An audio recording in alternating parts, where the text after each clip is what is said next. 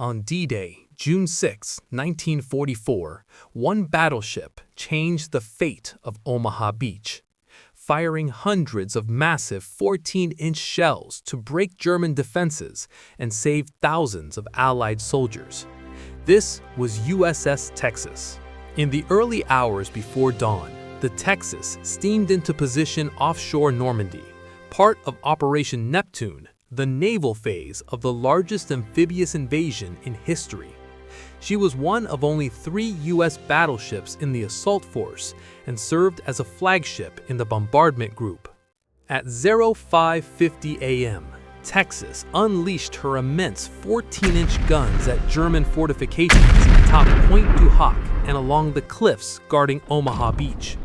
In just 34 minutes, she fired 255 of these giant shells, one of the longest sustained firing periods of her entire war. Her secondary 5-inch guns focused on machine gun nests and obstacles blocking the routes inland.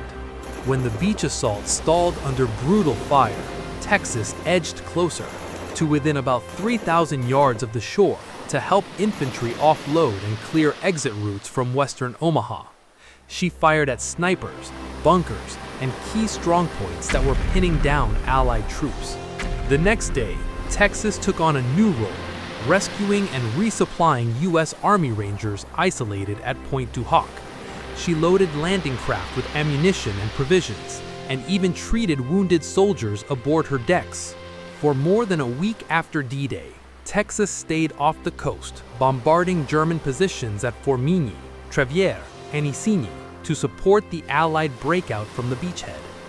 At times, she even flooded part of her own hull to increase the elevation of her guns so they could reach farther inland.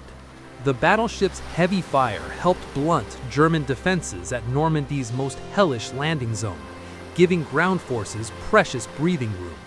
Without that naval firepower, Omaha Beach might have remained a deadly bottleneck for the invasion. Today, USS Texas is the only surviving U.S. battleship that fought at Normandy, a living link to the sacrifice and strategy that helped liberate Europe. Her rollicking guns and brave crew made history.